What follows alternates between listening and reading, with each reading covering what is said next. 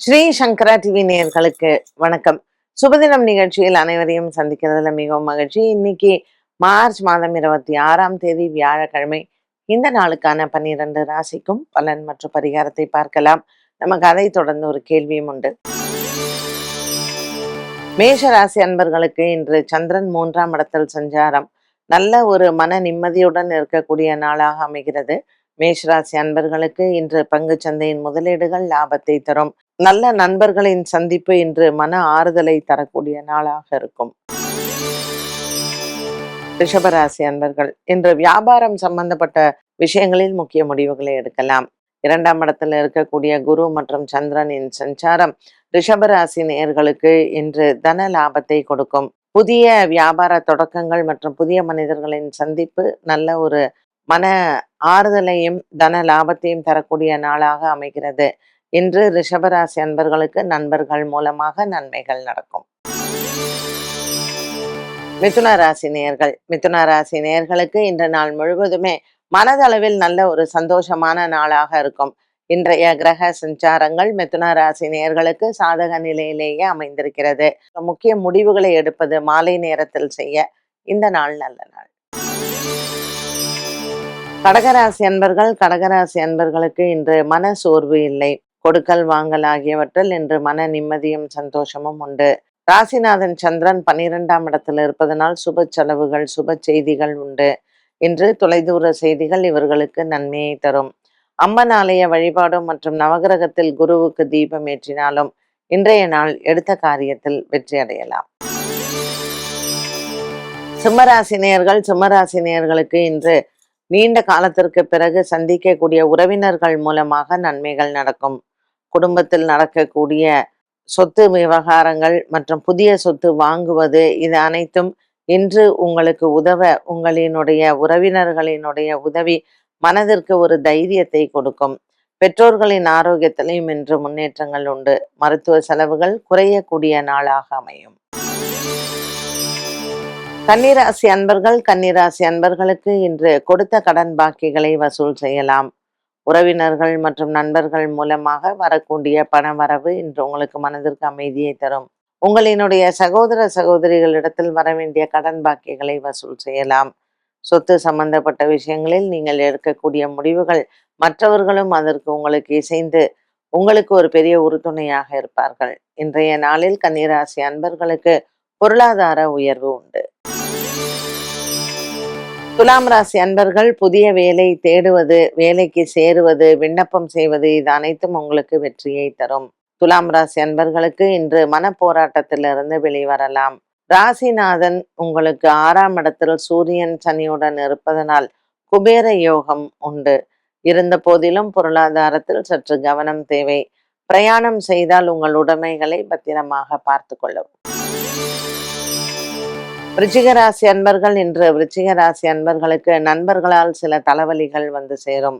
4ஆம் இடத்துல இருக்கக்கூடிய புதன் செவ்வாய் ராகு புதிய நண்பர்கள் மூலமாக கடன் பிரச்சனைகளும் குடும்பத்தில் சில பிரச்சனைகளையும் கொடுக்கலாம். சந்திராஷ்டம தினமாக இருப்பதனால் இன்று கவனம் தேவை.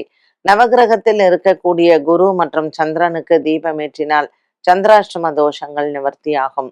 அரிசி தானம் செய்யலாம். தனுசு ராசி அன்பர்களுக்கு மன நிறைவு உண்டு. குடும்பத்தில் இருக்கக்கூடிய பெரியவர்களின் ஆரோக்கியத்தில் முன்னேற்றங்கள் உண்டு. 4ஆம் இடத்தில் இருக்கக்கூடிய கிரக சஞ்சாரங்கள் உங்கள் உடன் பிறந்தோர்களிடத்தில் சின்ன சின்ன மனஸ்தாபங்கள் அவ்வப்போது வந்து போகும். தனுசு ராசி அன்பர்களுக்கு இன்று பல நாள் கனவுகள் நிறைவேற வாய்ப்புகள் உண்டு. மகர ராசி அன்பர்கள் இன்று பிள்ளைகளால் மன நிறைவு உண்டு. குடும்பத்தில் சுபங்கள் ஏற்பட வாய்ப்புகளை தரும். சந்திர பகவானின் சஞ்சாரம் 6ஆம் இடத்தில் இருப்பதனால் வியாபாரிகளுக்கு நல்ல ஒரு அமோகமான நாளாக இருக்கும். புதிய கடன் வசதிகளை பெருக்குவதும் மற்றும் வியாபாரத்தில் இந்த கடன் உதவிகளால் உங்களினுடைய வியாபாரத்திற்கும் ஒரு பெரிய உறுதுணையாக அமைகிறது. என்று உங்களினுடைய எண்ணங்கள் நிறைவேறும். கும்பராசி நேயர்கள் இன்று குடும்ப பொறுப்புகள் அதிகரிக்கும். ராசியில் இருக்கக்கூடிய கிரக சேர்க்கைகள் 2ஆம் இடத்தில் இருக்கக்கூடிய கிரக சேர்க்கைகள் மற்றும் 5ஆம் இடத்தில் இருக்கக்கூடிய கிரக சேர்க்கை கும்பராசி நேயர்களுக்கு கிரக நிலைகளின் மொத்த அனைத்து பலன்களும் கிரக சேர்க்கைகளால் ஏற்படக்கூடியது. இருந்த போதிலும் இவர்களுக்கு மனக்குறைகள் இருந்தாலும் இன்றைய நாள் அது தீரும். இன்று உங்களுக்கு குருவின் அனுகிரகம் பரிபூரணமாக உண்டு. மீனராசி அன்பர்கள், ராசியில் இருக்கக்கூடிய சூரியன் மற்றும் சனி சுக்கிரன் இவற்றின் சஞ்சாரம் உடல் ஆரோக்கியத்தில் கவனம் தேவை. 2 சக்கர வாகனங்கள், 4 சக்கர வாகனங்கள் ஓட்டுவது, புதுசா வாங்குவது, இதில் அக்கறையும் கவனமும் தேவை.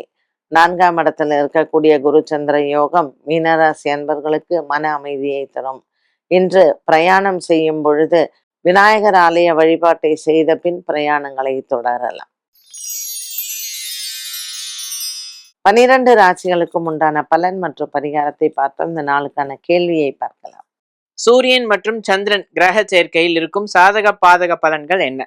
இப்ப சூரியன் சந்திரன் அப்படின்னாலே அது அந்த அமாவாசை திதியை குறிப்பதுதான், நேர்கோட்டில் இருக்கிறது. அப்புறம் சந்திரன் கொஞ்சம் மாறுறாரு. ஸோ பிரதம திதி, அடுத்தது வந்து திதி, இதெல்லாம் வந்து பார்த்தீங்கன்னா ஒரே கட்டத்தில் தான் இருப்பாங்க. ஆனால் சந்திரனினுடைய டிஸ்டன்ஸ் வந்து 12 டிகிரி அது வந்து மாறுறது. ஸோ இந்த அமாவாசை அன்னைக்கு சேர்ந்திருக்கக்கூடியது, சூரியன் வந்து நேர்கோட்டில் சந்திரனை பார்க்கக்கூடிய கோட்டில் அன்னைக்கு அதனுடைய தாக்கம் அதிகமாக இருக்கும்.